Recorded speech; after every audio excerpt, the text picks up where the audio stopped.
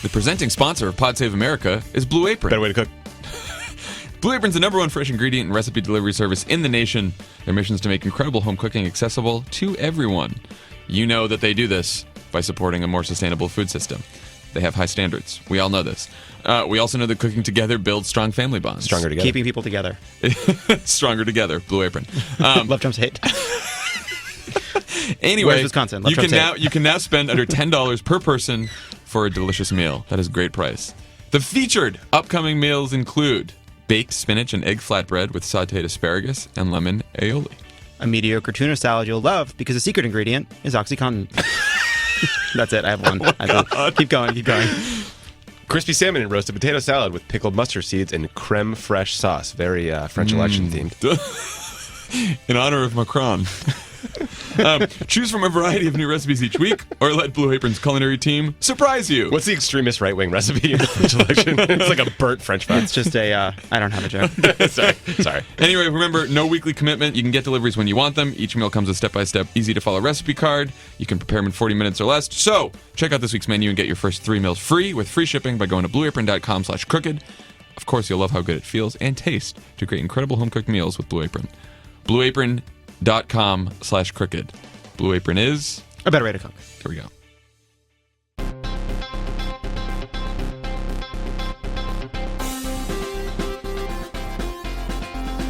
Welcome to Pod Save America. I'm Jon Favreau. I'm Michael Flynn's beleaguered attorney. I'm Tommy Vietor.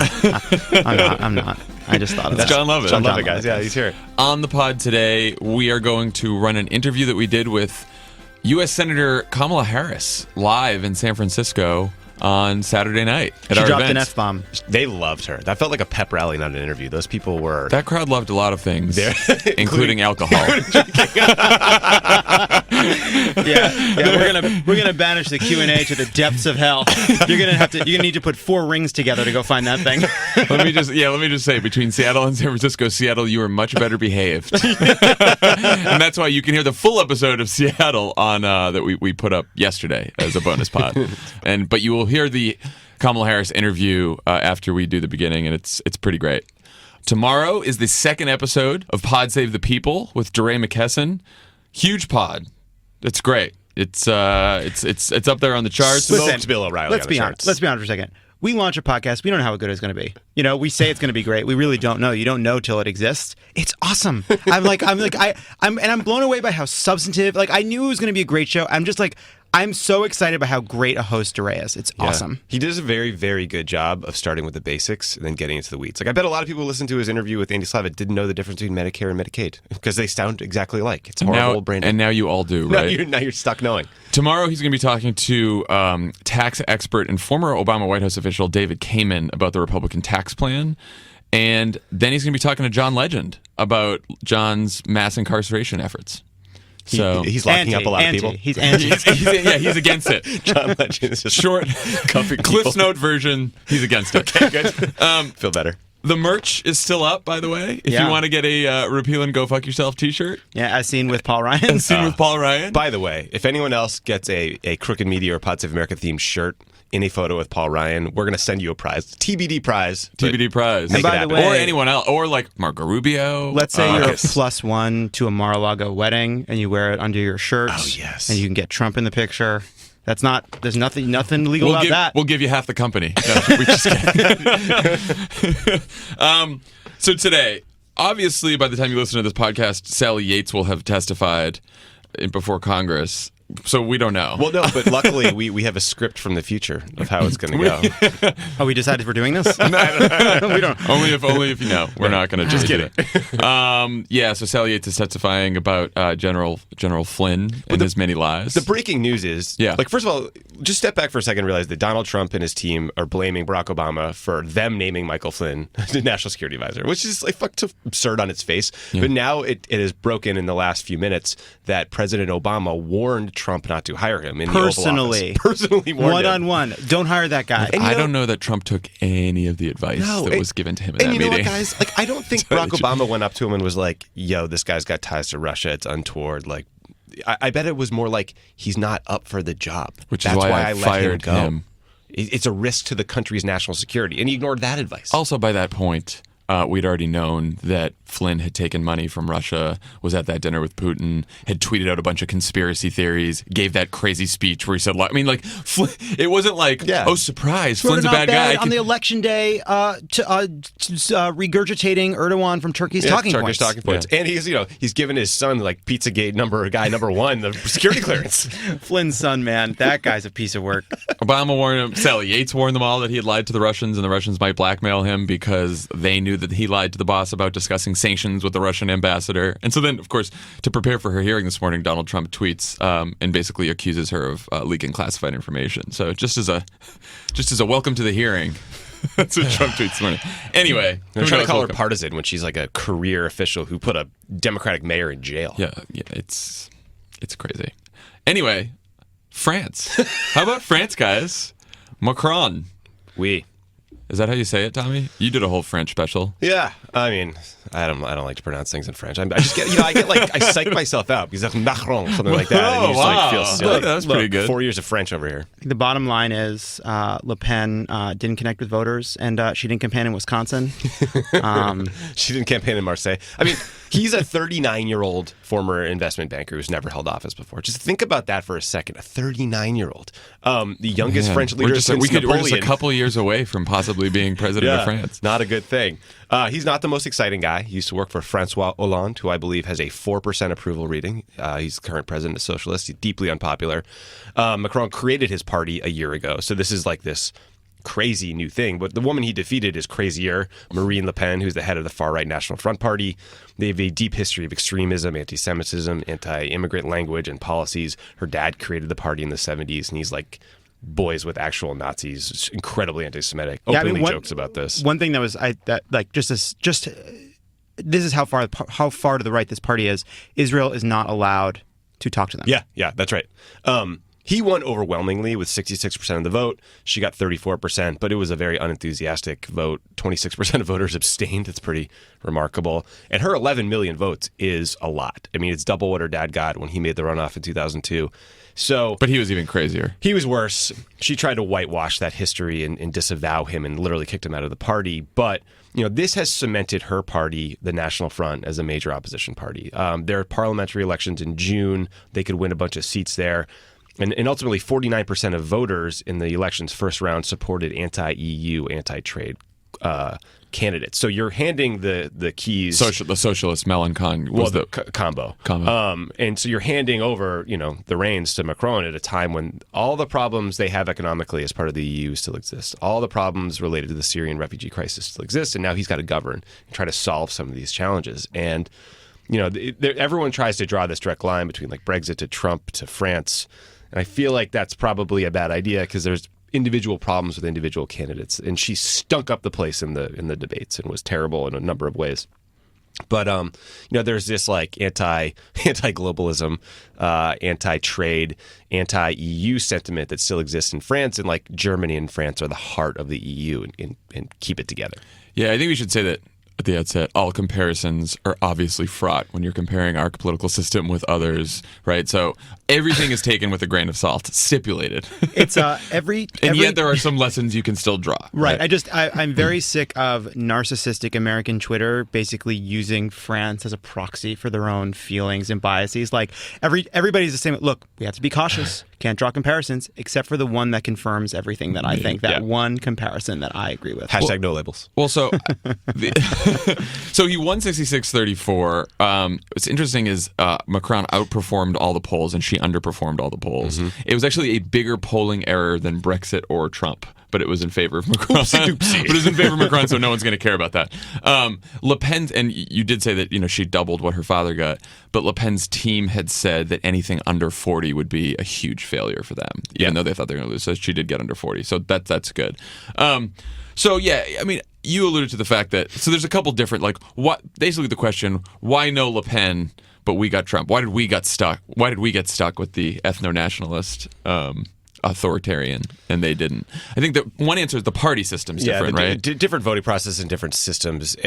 Ultimately, all the people that she defeated essentially lined up for Macron and said, "No way, Le Pen." And the so National that's Front. different, for sure. Right.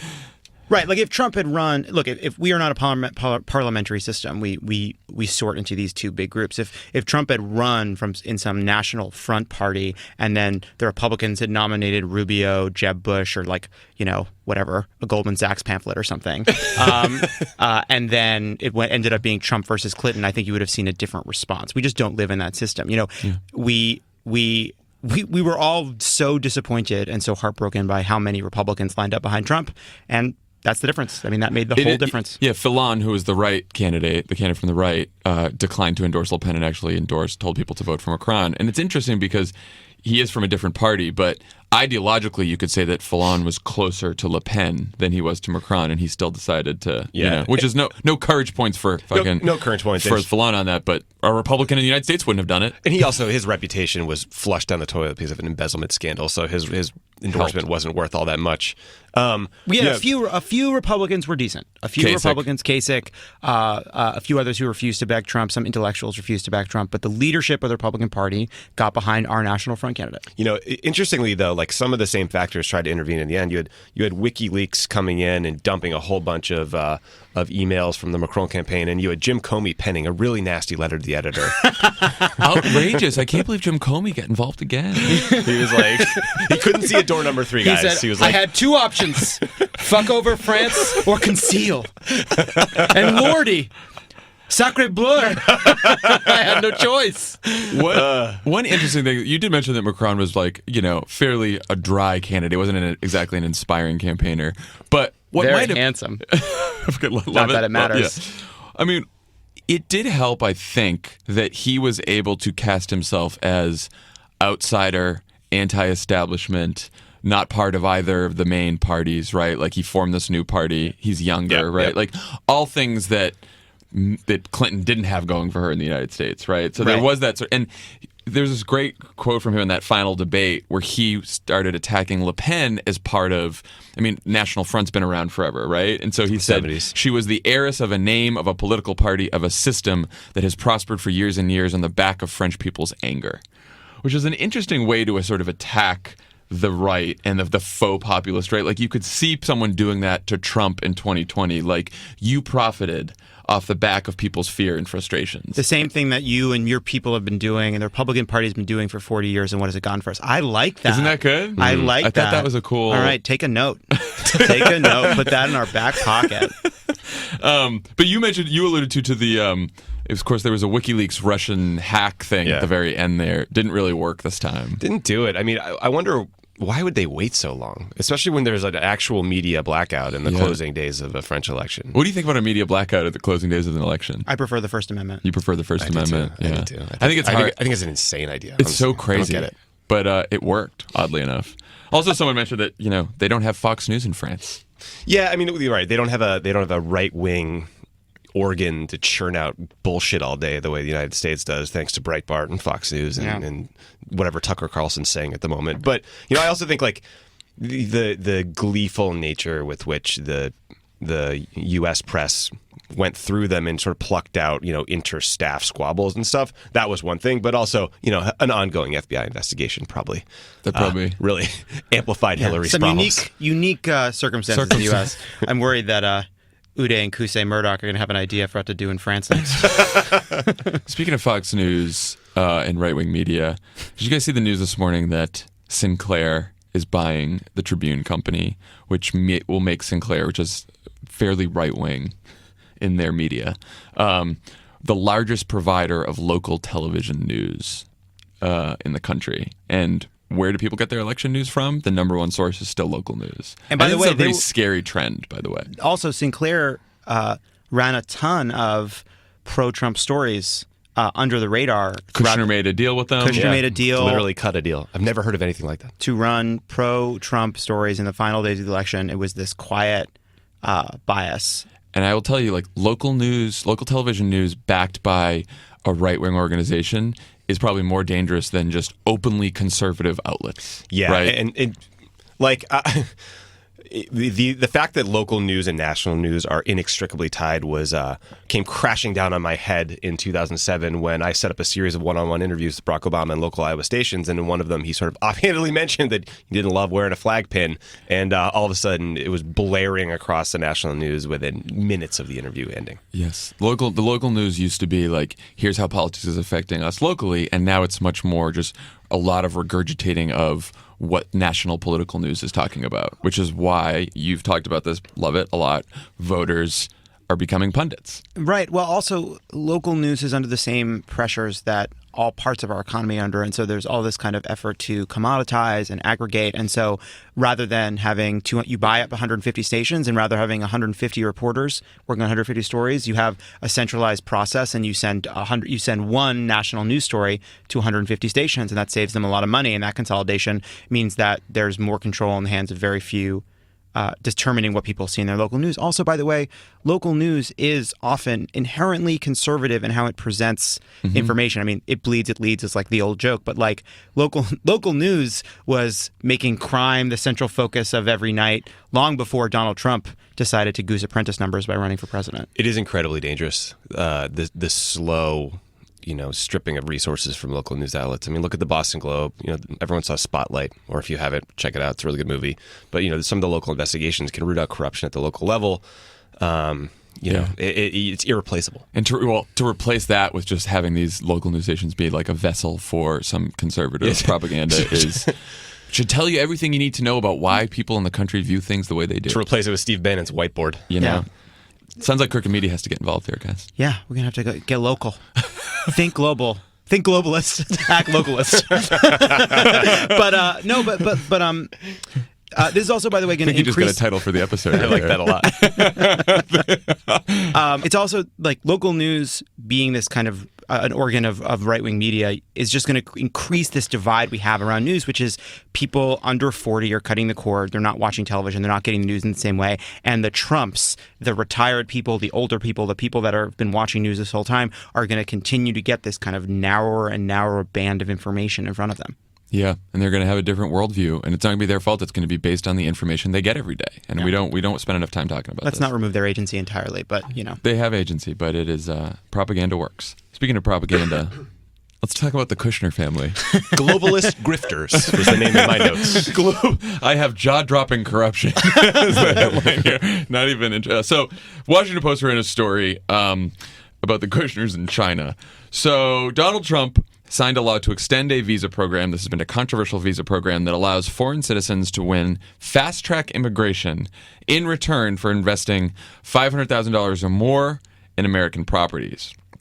So, the day after he signs this, Jared Kushner's sister pitches the program to a bunch of Chinese investors and urges them to invest in a New Jersey project being managed by her family's real estate company, which, even though they have stepped away from, Jared and Ivanka still have a huge stake in. During the presentation, she mentions that Jared is in the White House. There's a slide with a big picture of Donald Trump on it. It was advertised as Kushner's sister comes to China. And then what was the line at the end when someone asked a reporter, because the reporters were there, and they didn't know reporters were going to be there, and they asked a PR person there what the hell was going on, and the PR person said, "This is not the story we want." Yeah. The PR people tried to take away reporters' phones, and they physically surrounded participants and kept them from getting interviewed. My favorite quote in that story, it was a Washington Post, did great work on this. Credit to them. Subscribe. George W. Bush's former ethics lawyer called it incredibly stupid and highly inappropriate, which is pretty good for a former lawyer. Yeah, I'm wondering when we can add the word illegal. Like, I don't know what it takes to be corrupt anymore. The other thing, too, is it is so fucking disgusting for these people to go to China. This is going to be a larger problem, too, as there's increasing economic connection between China and the United States. But Americans going to China and then allowing China's lack of press freedom to harass and corral and mistreat American journalists or journalists reporting on behalf of the United States to avoid negative stories is it's disgraceful. I just want to point out, too, that before, to your point, yes, it should be illegal. How is this not illegal? And I saw the CNN headline walking up and it was like raises eyebrows. I think it's a little more than that. But Raises eyebrows. I mean, before joining the White House, Jared Kushner raised $50 million from Chinese EB-5 applicants for Trump-branded buildings in New Jersey. That's the visa this is. First of all, the fact that you can invest $500,000 in the U.S. and just buy a visa is disgusting. How is that public policy? Originally, it was supposed to be for investing in like low-income neighborhoods and like in investments that would help. But there's the program doesn't have any guardrails, right? So it's now primarily a bunch of Chinese investors just buying up like expensive luxury real estate when it was actually supposed to, the target of the program is supposed to be like low-income communities. Look, it's like, you can see how the pitch for this works. Why wouldn't we want to get a bunch of foreign investment to create jobs in the United States? And if what you get for that is a visa, that's a good thing. These are the kind of people we want to come and create jobs in the United States. That was the ideal. But the end result is it's just visa for sale. Yeah. And the Obama administration had advised the Trump administration to change the program to raise the amount of money that you invest in. Which was probably a mistake because they didn't know it existed until then. They're like, wow. Ooh, that grifts. sounds good. Chris Hayes made a good point. He tweeted, he's like, if this is the pitch made when reporters were there, can you imagine some of the pitches that have been made when reporters weren't at these things? And like, also, come on, Kushners. How much money do you guys need to be this stupid and this brazen? Well, and they apologized. I saw some statement they put out this morning where they were like, oh, it was unintentional. We didn't mean to use this position. Bullshit. Bullshit. Who made this? It's not. They didn't fall down. They didn't fall down and like accidentally reference Donald Trump. Somebody made a slide. Yeah, there's a slide. Presentation. Yeah, it's a long. It was a plan. So the question is, where does the corruption stuff fit in the overall messaging against Trump? What we're doing, because I feel like all of this quasi-corruption, maybe not so quasi-corruption. Like, we hear these stories about it. There's these great investigative pieces. People get outraged for a day. And then we sort of like move on to all the other stuff. And just in the background, that this whole administration is just doing unbelievably shady, corrupt shit. Criminal shit. I mean, it's everywhere. And nothing ever happens. And then I don't know. But it's like, is harping on it a good thing? Yeah. Is it smart? Like, it's tough. I'm of two minds. On the one hand, I think I have in my mind a lesson from 2016, which is we tried to flog this. And somehow it didn't stick, right? Because it didn't feel connected directly to people's lives. And this is something we've said over and over again, that we need to make sure we're always connecting things back to people's lives. But at the same time, like, I don't want to overlearn that lesson, because I believe that this is really serious and really important, and that there has to be a way in which the fact that these people are profiting off their government service while they're mistreating the American people and pursuing these bad policies, that there has to be a case there. Like, I don't know what you think about it. I think you're right that the fundamental message is going to have to be economic, but he ran on draining the swamp, and I think showing that they've not only failed to do that, but they've exacerbated the problem is going to be important, because it's not just Jared's sister selling visas for investment, and it's like Trump invites Duterte, the president of the Philippines, to the United States, and the next day we read about a $150 million Trump project that Ivanka is on the advertisements for in Manila. And these things are big problems, and they're corrupting our foreign policy, and they're lining their pockets. And I would even take that a step further, because on this one, I'm thinking back to Macron's line to Le Pen in the debate, right? Like, you've profited off people's fear and anger. So what you can say about Trump, especially in this situation, is this guy campaigned on restricting immigration in this country unless you pay him. Yeah, right. And if you Literally. pay his family, then you can come to the country as an immigrant. Oh, I forgot about the most galling thing that I almost threw my phone across the room, which was that Kushner's sister got up in front of these people that are trying to buy a visa that they can profit off of and said, my family, we were refugees. Mm-hmm. And I was like, you callow, insensitive, vicious, despicable people. How shameless can you be? They're putting a Muslim ban in place. They're keeping Syrian children out of this country. And you're going to call yourself a refugee? You people can go fuck yourselves. Unbelievable. I was so mad about that. We're on the fence, as always. We're on the fence. My family was a refugee, and we don't care about them anymore. But we would like your money for a visa to invest in our real estate project, because our brother Jared, the scion of the family, bought a building on Fifth Avenue and couldn't make it work. Jared, like, Jared didn't do this, I'm sure he is more furious than maybe anyone at the fact that it was reported, not that it happened. But like, let's just stop talking about him as some sort of liberal force for good in that building. I'm sick of reading his liberal PR firm's talking points. Risa Heller it's just not to the rescue. She was in all the stories today. She didn't get to the first round of stories, but she got to the stories today. Look, they may have succeeded in watering down Pence's anti-gay religious executive order. But again, I've been saying this for months. I have one test for Jared and Ivanka and globalist Gary, and it's the Paris Climate Accords. I have one test. They stay in the Paris Climate Accords, I'm going to give them credit. If they don't, we're going to never talk about them as a force for good ever again. They got the one. This is it. That's my one thing. Paris Climate Accord. This week could be it. If they stay in it, great job. If not, monsters. I like your litmus test. Great. Good job. This is Pod Save America. Stick around. There's this great stuff coming. Lots of great stuff. Pod Save America is brought to you by Helix. You're unique. Thank you. You don't walk like everyone else, talk like everyone else, or sleep like everyone else. That's because you're Zev Gorka. You don't sleep ever. Who still has a job, by the way. Yep. Anyway, why is your mattress just one size fits all? A truly customized mattress will cost you $5,000 to $10,000 until now. One reason it's nice that mattresses are one size fits all is because otherwise it'd be impossible to buy sheets. But I know they don't mean like the physical. I don't know they don't mean the physical dimensions. Like if all mattresses were not, keep going. Go to helixsleep.com, answer a few simple questions, and they will run a 3D biomechanical model of your body through the proprietary algorithms they developed with the help of the world's leading ergonomics and biomechanics Every ad, it's expert. such a complicated reason for why it's comfortable. It's comfortable. They figured out a cool thing. You personalize your mattress. Why are we getting into the weeds here? Did you know there was a 30% improvement in overall sleep quality reported by Helix customers? I'm very into that. If you're a couple that can customize each side of the mattress, what do you think that looks like? Just a bed of nails on Emily's side and John's and a pillow. I mean, weird. Anyway, the mattress arrives at your door in about a week. Little box, you open it up, and a mattress flies out.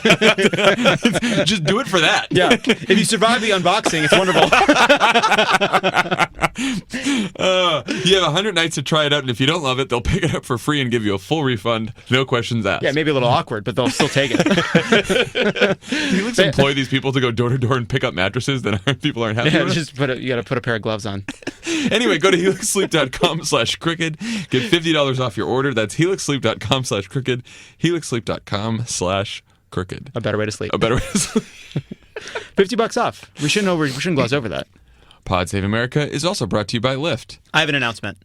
Yes. I have fully transitioned to Lyft, and I like it. Congratulations. Nice. Do you want to make more money? Yes. You should drive more, unless you love it. He's kind of a scary driver. I failed my road test the first time. Yeah, no, that's not surprising.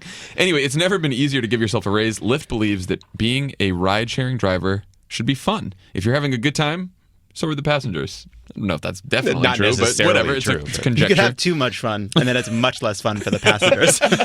Only Lyft offers in-app tipping. When you drive for Lyft, you keep 100% of the tips. Drivers have been paid over $150 million in tips since the feature was introduced. Express Pay lets drivers get paid almost instantly instead of waiting for a few weeks. Lyft has even taken the guesswork out of pickups. The new AMP device uses color coding to help passengers find their drivers. Sounds great. You can earn hundreds of dollars a week plus tips. It's a simple formula. Maybe that's why 9 out of 10 Lyft rides get a perfect 5-star rating. So, join the ride-sharing company that believes in treating its people better. Go to lyft.com/crooked today and get a $500 new driver bonus. You know what I like about Big this? bonus. I like the idea that there are Pod Save America listeners who are going to be driving for Lyft because I have spent so many years of my life getting in cabs and there's like Rush Limbaugh on the fucking thing. And now people are going to get in a Lyft. You know what's playing through the speakers? Pod Save America. A little Love It or Leave It. A little Pod Save the World. A Love little that. Pod Save the People. Can we guarantee? We will like these. guarantee you, if you take a Lyft to Pod Save America in the car. Let's we talk about cannot that do partnership. Let's talk about that partnership later. Yeah, let's do it. Okay, lyft.com/crooked. Drive with Lyft. $500 new driver bonus. It's great. A better way to lift. A better way to drive. All right, let's talk about what's next on healthcare. Boo. Sadness. Sadness is So, next. all these Republicans decided to fan out on the Sunday shows to try to defend this piece of shit. God. And did they defend it by saying, look, there's a trade-off. We think it's more important to give tax cuts back to people than to keep people on health care. No, they did not. Oh my, they did it? They did not do that. I didn't know that question was a rhetorical. I thought you Instead- might have been saying they were doing that. Instead, they lied about it. Tom Price went on and said $880 billion in Medicaid cuts will actually not result in millions losing their coverage, despite the fact that the CBO nonpartisan analysis said 14 million would lose their health insurance just because of the Medicaid cuts. Not just that they wouldn't lose coverage, that the coverage would be better. Right. He said he went even further, even better. Gaslighting. Which is also, and then Paul Ryan did the same thing when he said, oh, are we going to help people with pre-existing conditions? We actually have layers of new protections for people with pre-existing conditions. What? I just want to point out one important thing, because it's fun to tie them around their own words. The amendment that actually got all these people on board was from Congressman Upton. It was $8 billion more for these high-risk pools, which they claim erroneously will solve the problem of people with pre-existing conditions. When he was asked about his own amendment, he said, "Is it enough money? I don't know. I asked if this is going to get it covered, and the answer was yes, that's what was needed." He doesn't know and doesn't care if his own legislation will solve this problem of protecting people with pre-existing conditions. And yet, the whole administration is out there acting like they do. You need $200 billion to fund these things. They want to do $8 billion. It's just a drop in the fucking bucket. It's just not that complicated. If you take $1 trillion out of the healthcare system and give it to millionaires, mostly in the form of a tax cut, that money has to be made up from somewhere. And it's going to be made up either with higher taxes or more medical bankruptcies or people paying higher premiums. And because they're so bent on trying to claim that premiums will be lower overall, we know where the lion's share of these costs are going to fall. And they're going to fall on the near retirees, and they're going to fall on the sick. That's it. So usually when Republicans go on and they have a whole conservative media apparatus, they go on, they lie about this stuff, they create an alternate reality. Usually it works, at least with their voters, right? And it could, again, right? We could see polls, of Republican voters thinking that this is a good bill if you do like a month of this kind of salesmanship. I do think the problem they're going to have this time around is that there were enough Republican members in the House who said no, who are now on record saying, no, this bill doesn't protect people with pre-existing conditions, so this is why I voted no. There weren't enough of them, but there were enough that the words are out there. And then we saw this with Susan Collins, who was on the Sunday shows this weekend. She's like, they're wrong about it protecting people with pre-existing conditions. The best part was Paul Ryan was like, he tried to needle Susan Collins by being like, well, in Maine, there was a high-risk pool that worked very well. So Susan Collins should know that. And then she was asked about it on Meet the Press, and basically she's like, yeah, well, the reason it worked well is because there was a funding source and it was adequately funded. And this bill is not adequately funded at all for high-risk pools to work. Again, it's all just so much like sophistry on top of basic math. High-risk pools are people who are more expensive to insure. And for some reason, Republicans are enamored of this idea of high-risk pools, which are basically it's a kind of a mini Obamacare that's about subsidized insurance for people who are too sick to buy it on the regular market. Well, why do they like that? Well, because insurance companies love it, because they have a guaranteed revenue stream from these sick people. And the Republicans love it because they can siphon out the sick people into this smaller market. But it only works if you put enough money in, because everybody in the pool needs health care. Either they'll pay more, or the government will pay more, or the hospitals will pay more, or the business will pay more.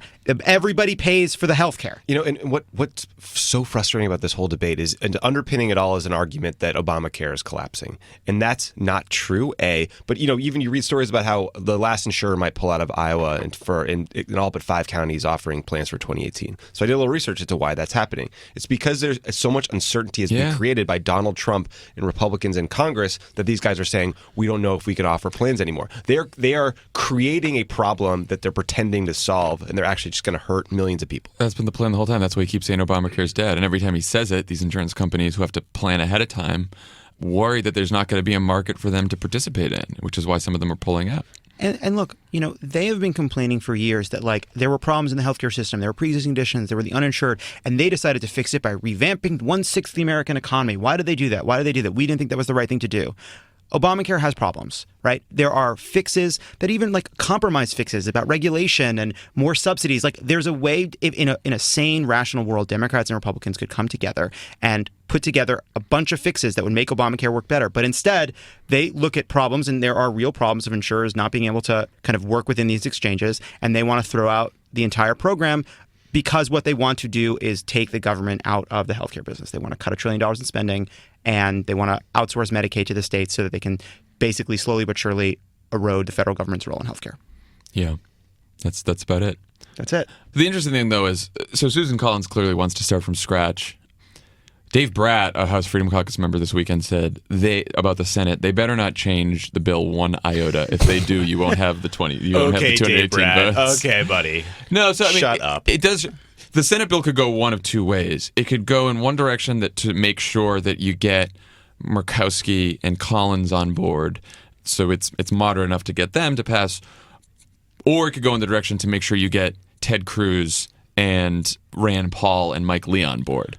Gee, I wonder which direction it's going to go. Well, we know which way they're going to do because only two of those people are writing the bill. They have the all-male writing committee. That's what it's called, the AMWC. AMWC. Writing the bill, and it has Cruz and it has Lee on it, and Murkowski and Collins are sitting on the outside because they want to jam them. Or ignore them. Yeah, but the test is, for all of us who are trying to stop the Senate from passing something horrible that goes back to the House and then becomes law, is, again, it's going to be on the moderates, and it's not going to be on trying to hope that these far right-wing people just decide to, stand up on principle and oppose this bill because it's not cruel enough. So they know that Mitch McConnell can lose 2 Republicans in the Senate. He can't lose 3. If he loses 3 Republicans, the vote doesn't pass. Right. He gets to 40. So he could lose. Right. He could lose Collins, and he could lose Murkowski. He couldn't lose Heller then. He couldn't lose Flake. So you remember, you have 2 senators up in 2018, Flake and Heller, and you've got 2 quasi-moderates in Murkowski and Collins. So those are the 4 people Let's say that Collins is the last She's a real moderate. Murkowski's a little moderate. less so, but once in a while she votes a little more moderate. So yep. That's where we are right now. But NBC had a good story this morning about they went to Carlos Curbelo's district, who's a very vulnerable Republican House member. Hillary won his district by 15 points. Emotionally near vulnerable. Miami. Yeah, emotionally vulnerable. And Alex Sightwald went to his district and started interviewing people. And one woman said, "I have never canvassed before, but I will fucking crawl door to door to make sure you lose." I like her. She's this mild-mannered 60-year-old woman who had voted for Reagan twice. Get her on the pod. This is just to tell you some of the anger that's out there in some of these districts, which is great. If what they're trying to do is create a pool of money for them to do tax reform with, it is just literally not possible for them to come up with a healthcare bill that cuts taxes by enough to then, cut taxes for the rich people the way they want to, that doesn't end up screwing a lot of people. It's just basic math. There's no way out of it. Basic math from Jon Lovett, the Senate parliamentarian. Everything healthcare is so complicated. No, I suck at math. It's not even. I'm not getting into the math of it. It's like the whole healthcare system is so fucked that we lose sight of the fact that we all pay for it. And it's like you cut $1 trillion of spending, that comes from somewhere. It comes from the working $1 trillion poor. in tax cuts paid for $1 trillion cutting healthcare spending. It's not what that do you think's going to complicated. happen For the estate tax. for the You can adjust the numbers. You can play with the subsidies. You can create high risk pools. It doesn't matter. Sort of People a get fucked 1-to-1 ratio. So there. that a Koch brother can gift his daughter his wine collection. That's what we're fighting for here. without paying a tax. Without paying taxes. And the Kushners can prosper. So the Kushners can sell you a visa. Yeah. We'll see how this bill turns out, but it's going to take them a while, too. It's going to take them a month or so. So we have a lot of time to keep the pressure up, which is great. Hopefully we'll have the summer recess, too. I don't know if they'll be able to get it done by then. We should also be prepared, just thinking forward, what they will come up with will be very bad. It will not be as bad as the House bill, and that will be a big part of the coverage. Mm-hmm. A lot of the coverage will be about how, it's a more moderate version, it's a more reasonable version. This is the one problem with all the overwhelming focus on the pre-existing condition stuff and the amendment over the last couple of weeks is you forget that the greatest damage in this bill, in the House bill, was the $880 billion cut for Medicaid, which means 14 million people lose their coverage. John, can I ask you something? Sure. Are we being stupid by not referring to it exclusively as a tax bill? Are we giving into their notion that this is a healthcare bill? Because it's a tax cut and then it goes through and reduces subsidies. That's the biggest thing that it does. It's almost like it's not about healthcare, it's about wealth care. Can you engage with me? That's a joke, but no, I mean, yes, that's the whole. It is a tax. I mean, it is a tax bill. But what I'm saying is that wealth care is I think too cute by half. It's a silly, funny thing, yeah. But why do we refer to it as the Republican healthcare proposal? Why do we not refer to it as the Republican tax cut proposal? The only thing healthcare about it is that it takes healthcare away from people. That's the only thing it has to do with healthcare because it's most of it is a tax cut, but the effect of the policy is to rip health insurance away from millions and millions of people. Right. That's the only thing it has to do with healthcare. I'm wondering if we should never call it a healthcare bill again and just call it a health benefit cut, a tax cut, benefit cut bill. I'm workshop messaging. this. We'll workshop it. More like high risk fools. What's our word of the day instead of pistachio? Sam Stein tweeted a picture and he said high risk pool, and it was a pool with an alligator in it. That was perfect. I've been trying to think of a funny high risk pool and I couldn't come up with one. What if instead of having someone tweet pistachio at us, we have them tweet a word at a random person? No, Dan. What should we have? Tweet Soylent at Dan. What if What if it's something like, hey Dan, there's something on your shirt. You guys are making big assumptions that Dan doesn't listen to the Monday pod. I know you guys don't listen to the Thursday pod. No, I always do. I always do. Get outta here, right? I usually do, but It's I don't more think Love Dan. It. I just didn't want to accuse just specifically Love It. You know, I'm prepping for Love It or Leave It a lot of the time. I'm a busy man. Okay, when we come back, you will hear our interview with Senator Kamala Harris from Saturday night. Recorded live. She's really good. She's great. She's great. We'll be back. This is Pod Save America. Stick around. There's more great show coming your way. Pod Save America is brought to you by Sherry's Berries. Oh, Yes. Sherry's berries. There you are, old friend. Mother's Day is this weekend, but there's still time to send her Sherry's Berries. Huge, freshly dripped. What are they, John? Are they freshly dripped, you say? Keep going. We're leaving it in. Freshly dipped strawberries to mom, starting at $19.99 plus shipping. And as we know, you can double the berries for just $10 more. Why wouldn't you double the berries? Double the berries. Always. Pick your desired delivery date, plus your satisfaction is guaranteed, or you get your money back. You will be satisfied with these berries. You will not be asking. These are like crack. These things are so goddamn good. We had a whole box. Buy berries; they're like crack. It's weird that didn't show up in the ad copy. In a good way. One of the flavors is cocaine, and you don't know which one, but you do after. You're very focused after. Oh my goodness! All of a sudden, you have a lot of ideas for TV shows. Some of the Sherry's berries you just eat and say that was delicious. Some of them you're like, whoa, what about a business? What about it's the Uber? It's the Uber for cheese. What if Roseanne? These are not your typical gourmet dip strawberries. No, they are not. And will impress and surprise any mom. It's funnier to think about. I do know. Sherry's berries are Jonathan, cute. I love these berries. These berries are fantastic. Holy crap, holy crap, holy crap. Me and your father are starting a band. We just cleaned out the garage. We're starting a band. Sherry's berries are huge, sweet, juicy, and covered in decadent toppings. Chocolate chips, nuts, white milk, dark chocolate, chocolatey goodness. I think there are some Tommy Vietor fans that are going to be playing that to themselves. Oh my god, this ad has gone Loose. off the fucking Chris, rails. leave it all in. The only way to get this amazing berries deal starting at just $19.99 is to visit berries.com, click on the microphone in the top right corner, and use code CROOKED. That's BERRIES.com and code CROOKED when you click on the mic. This amazing deal won't last long, and Mother's Day is this weekend. So be sure to order now. Sherry's Berries, a better way to Eat do a bunch of everything. chocolate-covered berry. berry. What do you think they paid for berries.com? That's a sweet URL. Sherry's Berries. Pod Save America is also, of course, brought to you by our friends at Square Cash. We love them. The Cash App. The Cash App. The Cash App is literally, those guys, the team at Square, are the only reason that we are able to afford rent on our office. When we which got should started. move into When we got soon. started. Yeah. Yeah, they were one of our earliest advertisers.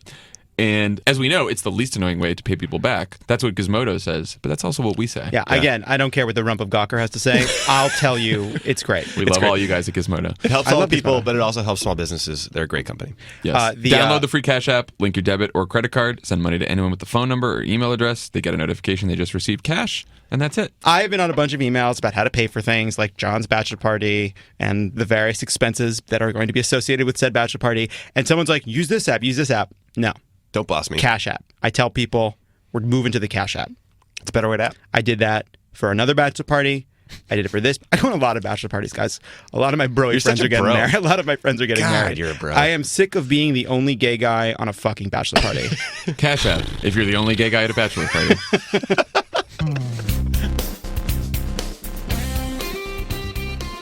We are very excited to have Senator Kamala Harris with us tonight, and we'll bring her out.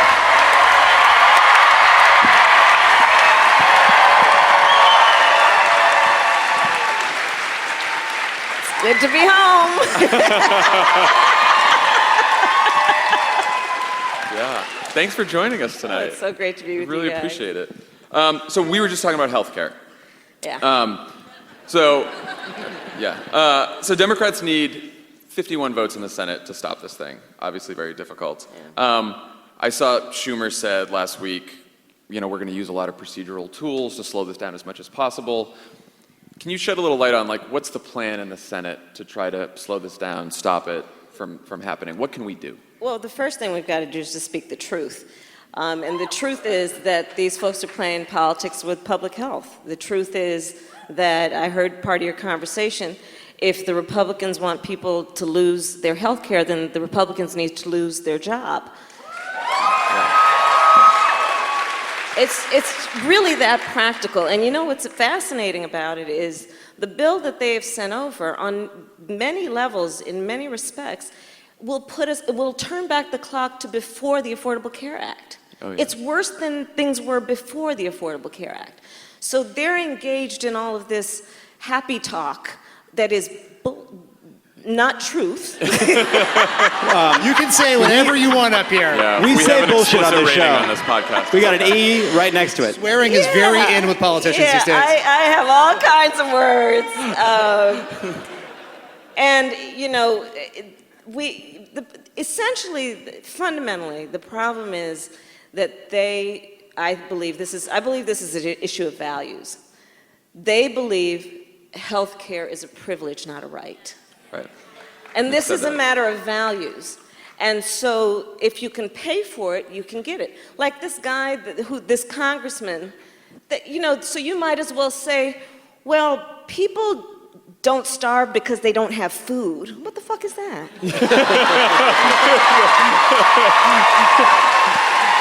Nice. What are you saying?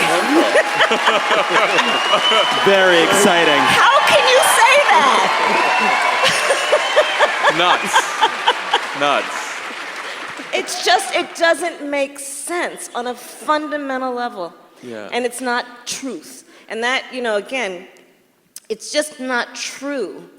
And that's what Democrats have got to do. We have to speak truth. You know, it's interesting. I was watching, you guys were talking about the town halls. I was watching the town halls during the last state work week when all these members were in their districts. And some of these Republicans were in the districts having their town halls, and their constituents were saying, yeah, get rid of that Obamacare. But this here health care I got right now, I really like. Yeah, right. Yeah. So get rid of Obamacare, but keep ACA. Whatever that is. The Affordable Care Act. Right. ACA.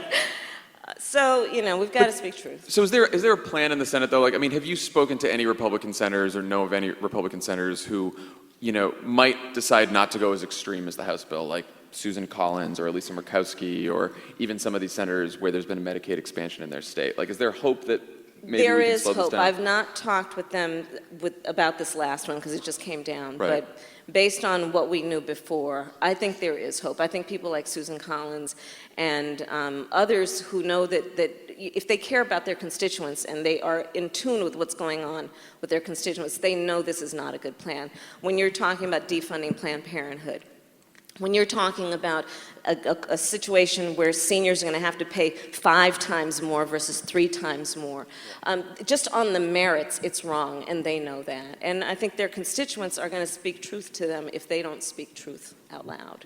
Let's hope so. Question? Yeah. So, thank God for California. In so many ways, as a recent person who moved here recently, politically and otherwise, but I think there were 7 members of Congress, or 14 or 7? 7. California 7 that voted the wrong way on this bill. What do you think folks in this room tonight or listening at home should do to pressure those individuals and to help them, as you said, lose their jobs? So all of the Republicans voted for the House bill in California. All the House Republicans voted for the bill. 7 of them, hold on, because we're going to put that boo into walking and talking and action. So the seven are the ones who are in districts that Hillary won, right? So let's just talk strategy. Let's talk the fact that we all have limited resources. I mean, most of the people here have got other responsibilities in addition to this. So where are you going to put your precious time on this subject that you care a lot about? I say go to those districts. It doesn't make sense to call Nancy Pelosi. She's good. She's with you. She's with us, right? So leave Nancy alone, right? But go to those districts. Go to Darrell Issa's district and knock on doors. Hey, listen, I mean, part of it is, I remember that back in many campaigns where I've gone to campaign for other folks in states outside California, and people say, well, why are you knocking on my door? And I said, because the decision you're making is going to impact me, right? The decisions those House members are making in districts other than the district you live in will impact you. So go to those districts and knock on those doors and talk with our neighbors, because their constituents are our neighbors, and remind them of why we're all in this. You know, this is part of what is very troubling for me about just the tone, the rhetoric, and the policies coming out of this administration. They've convinced some people that we are a divided America. You know, Doug and I, my husband, we have a 17-year-old. She's graduating high school. She asked me to come and speak to the seniors. I did. One of the questions they asked me, one bright young kid asked me, she said, "What are we going to do about a divided America?" And my response was, I challenge the premise. And I'm going to tell you why. In my experience, when people wake up at 3 o'clock in the morning with that thing that is troubling them, that thing that causes them to wake up in a cold sweat, they are never thinking about that thing through the lens of being a Democrat or a Republican. And I promise you, when they wake up at 3 o'clock in the morning with that concern, it always has to do with one of just a few things: their personal health, the health of their children or their parents. Can I get a job? Can I keep a job?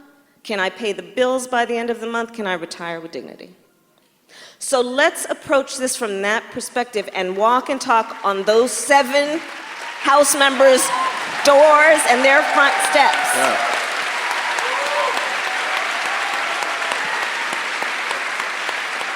So, what do we...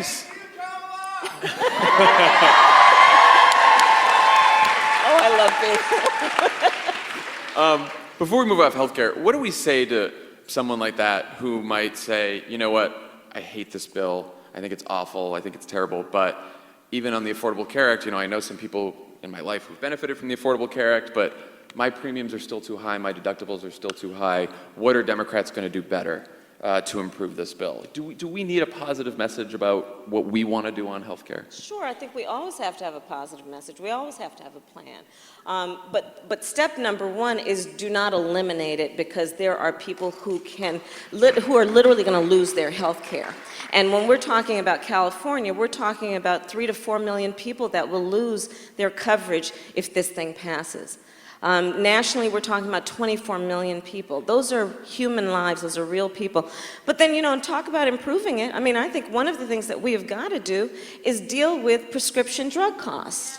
And we've got to improve it by saying that let us negotiate those costs like the VA can do for vets. Let the government negotiate those costs so these prescription drug companies aren't just taking such advantage of us. Yeah. You know, you look at something like the EpiPen. You know, there are so many things that people need to be able to just live, and these drug companies are experiencing such incredible, unheard of profits at the expense of human life. So there are things we can do to improve it, for sure. Well, so what are some other things? I think we need to look at the Cadillac tax and deal with that. And then, you know, there is what we need to do around really at some point figuring out how, you know, at some level, are we going to have a policy that is Medicare for all? Right? Yeah. I just wanted to hear somebody say Medicare for all. Yeah. I know I have, and I feel good about it. That would be the ultimate and great place to be, Medicare for all. Do you think that this single payer bill that's moving through California, good idea, bad idea? How do you feel about that? I like the concept. We've got to work out the details, but we do need to get to a place where we have that it is not a function of your income that you have access to health care. Right. It's just fundamental. Because I also know this, guys. This is something I know, having gone through, you know, family members who have gone through the healthcare system with acute illness, and poor people in this country are dying every day because they're poor. Right. That's wrong. That's fundamentally wrong. So, you know, it's worth noting that you were one of Barack Obama's earliest supporters, knocked doors in Iowa in the cold, but you have arrived in Washington just as Barack Obama has left. Yes. And I'd love to just get your sense of what what it's been like to be in the Senate for the first 100 days of Trump. Like, What causes you the most alarm? It. You can swear in this answer. Living the dream. I was told one should not say motherfucker in these kind of interviews. Very loose. So I'm not going to say it. Trump is president. You can say but- whatever you want. You can say Say whatever you want, anything no now. apologies. Trump is president. So here's what it's been like. It has been going from California and being Attorney General for 2 terms. I'm a career prosecutor. Going to Washington, D.C., and part of the responsibility of the United States senators to obviously review nominees of a president in terms of, as it turns out, his cabinet. So I serve on many committees: Budget, Environment and Public Works, Homeland Security, and the Senate Intelligence Committee. And a lot of the work in the beginning has been reviewing this president's nominees for the cabinet. And so it's been an exercise in frustration at best. And but in all seriousness, guys, let's take Homeland Security, for example. So Homeland Security as an agency has a very important responsibility. It came about, it was created after 9/11. Its title tells you exactly what it is supposed to do, to make sure our homeland is secure. That is important, critical work. It is also the federal agency, more than any other, that makes decisions about the issue of immigration. Okay?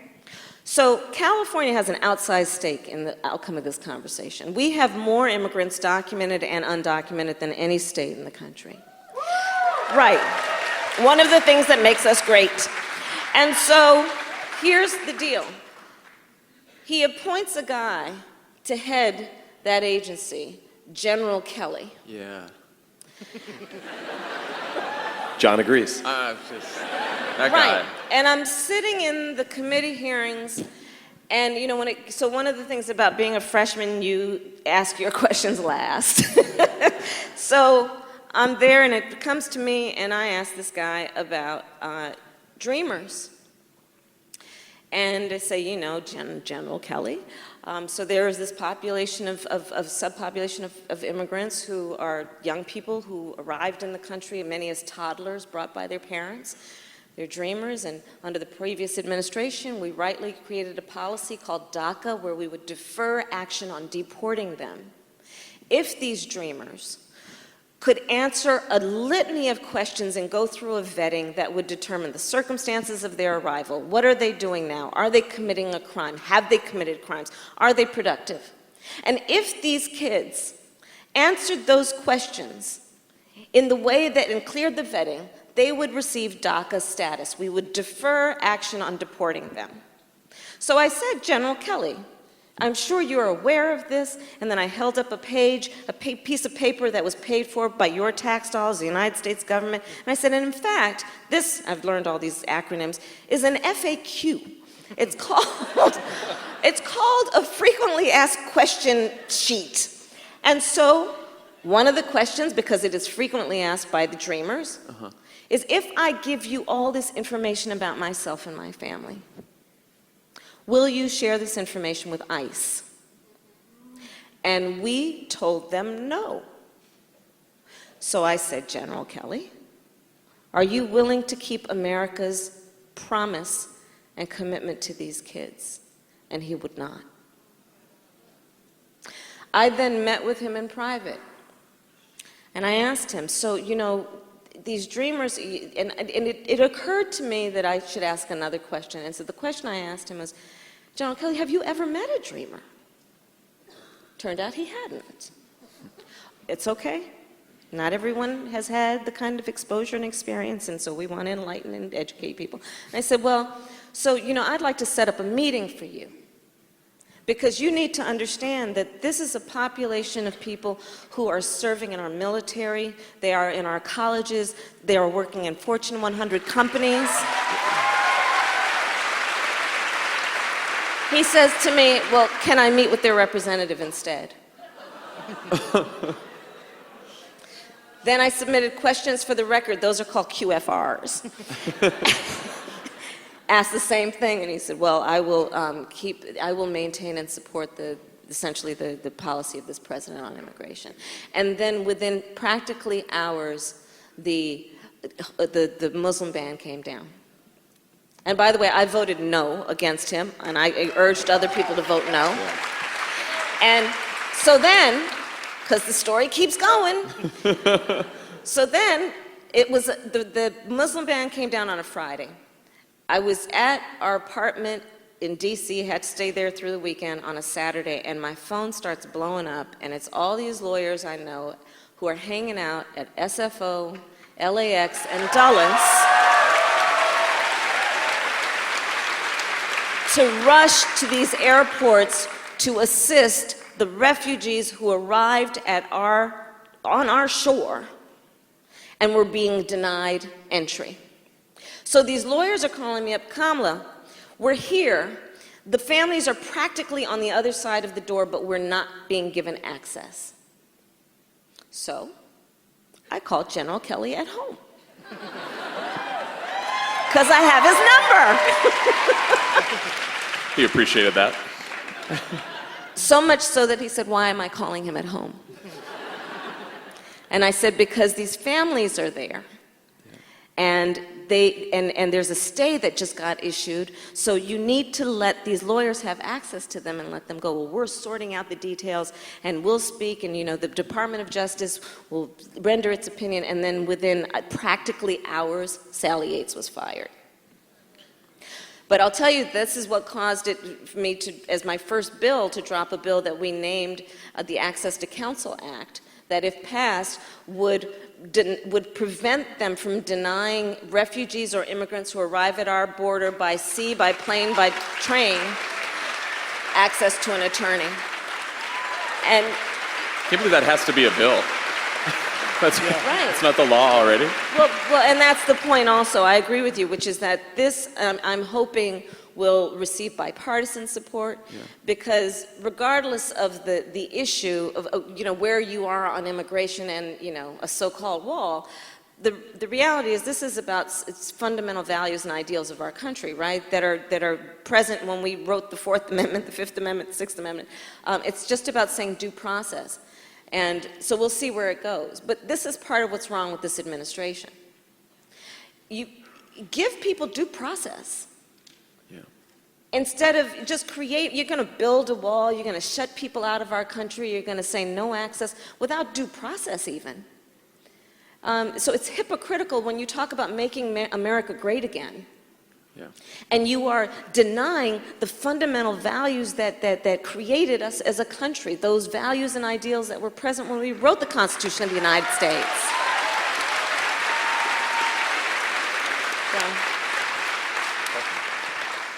So let's talk about the economy for a second. So, because one of the things you talked about was that people are poor people aren't living as long, right? That they're being hurt by the fact that they don't have access to health care. But we've also seen, for the first time in this country's history, life expectancy for groups of people drop. Right. We also saw an election in which Hillary Clinton campaigned on a mostly positive vision, and she lost to somebody who said, "Make America great again." She got 3.5 million more votes, which she reminded him of recently. But we lost in the places we needed to win. What did you learn from that election? Again, I will say that I learned that we cannot buy into the premise that we're a divided country. Okay, so I'm going to give you another point. There's been a lot of postmortem about what happened on the election. And one of the conversations that has been taking place is we lost that white, unemployed man in Scranton or in Lansing, and we got to go get him back. And what troubles me about the conversation is when the inference is, and so we need to stop talking to that Latina and black mom. And I think that's a mistake. And it's a mistake for a couple of reasons. One, it's a mistake because don't make those two ladies suffer for the box you put them in. When you decided, if I walk into a black church, all I'm going to talk about is criminal justice reform or Black Lives Matter. When I walk into the Latino Community Center, all I'm going to talk about is immigration. Because guess what? When those two ladies and that man wake up at 3 o'clock in the morning with that thought that concerns them, they're having the same thought. And so it would be a mistake to put them in a box, and the box you put them in, instead of seeing them for their full selves. You know, there's an expression in many African countries when you meet somebody for the first time. And the expression is not pleased to meet you. It is, I see you. I see you in your full being with all the facets that are you. And so as we go forward, I think one of the things that we have to rededicate ourselves to, because we know this, but we need to rededicate ourselves to seeing people in full relief, instead of putting them in these discrete demographic boxes that maybe some pollster decided makes sense, but really doesn't make sense in a person's life. Yeah. So I guess that would lead to the question, what is the kind of economic message? I'm not talking about saying an economic message for white people only. Yep. But what is an economic message? Because I agree with you, right? There's this notion that look, Donald Trump appealed to the white working class by reminding them that they were white, but we need to remind people that they're working. So how do we do that? Yeah. Because look, clearly what we've done this far isn't working because we lost the presidency, we've lost the Senate, we've lost the House, we've lost the states. Right. So we have to make a change, and that has to start by learning what we were doing wrong. Yeah. So part of it is we have to, again, go back to who people are based on their full lives, right? And talk to them in a way that is about truth. And truth is difficult, right? Truth includes, acknowledging that we are automating, certain industries, and those jobs will diminish in terms of the jobs that your daddy and your granddaddy had. And we're going to need to transition into the jobs of the so-called 21st century. So, okay, let me just back up. Did any of you see Logan, the movie? Okay, I'm a huge X-Men fan. I love the X-Men series. So if you saw Logan, okay, so you don't have to see it to know what I'm going to say. So so there's a car chase. So it's the car chase. So there's like a multi-lane highway going this way and then another one going the other way. And our hero is in the chase, and so he's bobbing and weaving through traffic and then goes into the opposite lane. Typical car chase. If you look closely, you will notice that there are a bunch of trucks on the freeway and none of them have a cab. The movie takes place, it's Wolverine. It takes place in like 2029, and so it's just that, right? Driverless cars. That is truth. It's going to happen. And there are people who have had jobs for generations around driving a car or a truck that in some relatively short period of time won't have those jobs anymore. And what we have to do in terms of the economic message is have a plan for, one, speak truth, and then two, have a plan for transitioning them into the jobs that will be there. I've been obsessed with, there's a study, an Oxford study from this, she's gonna now start wonking out. I got a little nerd in me. Okay, so there's this study that 2013 Oxford, and it's basically looking at the American workforce. And so, for example, one of the industries where there will be 100% growth, and mostly because nobody is doing it, wind turbine. The other piece is looking at it from the perspective of we have two majority populations in our country, millennials and baby boomers. So for the baby boomers, there are a lot of needs that they have that are not met with the skilled labor, that we don't have the skilled labor to actually meet those needs. And so that's going to be about thinking about and bringing people into those jobs that are going to be around public health, and that's everything from physical therapy to nurses' aides to home health care work. There's going to be about more manufacturing jobs and more jobs that are around construction. And that's where, okay, I'm going to say with a bit of bravado, California has done a good job and can be a model, but other states have done a great job as well, which is really reinvesting in our community college structure. And not requiring people to have a 4-year degree, and also showing and making and reinforcing the point that those jobs are jobs that are dignified, important jobs and can earn a quality living. In addition, we've got to have a commitment to working families that appreciates that we need affordable child care. Everybody does. and we need to have a national policy for that. We need to have a national plan for paid family leave. Everybody needs that. So Well, I was gonna. Baby boomers versus millennials. False choice. Who is more annoying? Who's more annoying? More annoying. So I think the baby boomers have really sort of won the narrative, but I think it's bullshit. I think they're a bunch of complainers. They gave us Trump, so. And they sold us out. Agree or disagree? Yeah, that's a smart False question. choice. Okay, fine. Sorry, John. So, last question. Maybe. Depends on what you ask. So, in the last election, Trump told a story about America. It was a dark story. It was a fearful story. Yeah. But he diagnosed the problem. He told you who was to blame, and he said what he was going to do to fix it. It was a story. I think Paul Ryan and the Republicans have a theory of the case. You cut taxes, you cut regulations, prosperity blooms, everything's wonderful, right? Yeah, it used to call it trickle down. It doesn't Right, work. exactly. Right. So, what's our story going forward? What is the story we tell about America in the 21st century, what we stand for, who we are, and where we're going? I mean, because you're someone who, is a leader of this party. You're, up and coming, big star. Like people are going to look to you for that story. And I'm wondering if you've thought a lot about that over the last 100 days. Well, the one thing is that, exactly. The one thing is that we have to remember that telling the story, we have to think of this as separating fiction from nonfiction. They're both stories, but one is the truth and one is a fairy tale. Very true.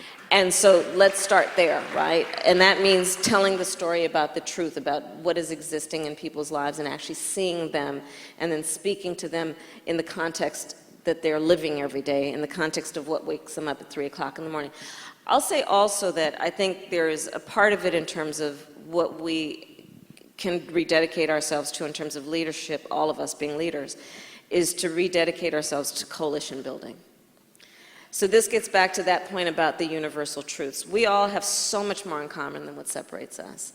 And one of the strengths of the Democratic Party historically has been that we bring coalitions together, understanding that people have more in common than what separates them.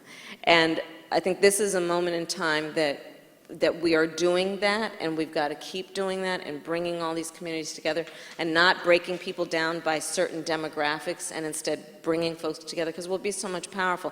And you mentioned, Dan, they have the House, they have the Senate, they have the White House, but we have the power. We have the power. And because we have people behind us. And so we just have to harness that power, and one of the strategies has to be to dedicate ourselves to the coalition. I know what's coming next. I talked about this last night with Governor Inslee. He's great. Here at Pod Save America, we're focused on right now, and we're focused on 2018, but we are building a 2020 bracket in our minds. And we are assigning seed numbers. And we're not going to say what it is, but we really liked having you. We're not talking about it. We're not asking about it. I'm not. Thank you for being here. We're not But asking the question. There's a bracket. There's a bracket, and we're assigning seats. We're not going to ask the question. Let's pay attention to 2018, guys. That's the right answer. Really, we got to pay attention Absolutely. to 2018. Totally agree. It's so critical. We cannot lose our Senate seats in 2018. I can't leave here without also just urging us to remember that of the 23 Democrats that are up in 2018, a historical number, so many at stake. 10 of them are in, at best, purple states. 5 of the 10 are in states that Trump won by double digits. Talk about, when everyone asks me, what can I do? Also focus on those 5 seats. We cannot lose them. And here's the thing about speaking the truth. I guarantee you that, especially, my hometown San Francisco folks, there are many of us who will not agree with as much as 20% of what those 5 say and stand for. But I promise you, you will disagree with 100% of what their replacement stands for. So we cannot afford to be purist, and we got to take care of them. So 2018 is so important. Senator Harris, thank you so much. You're welcome. Thank you so much. This is great.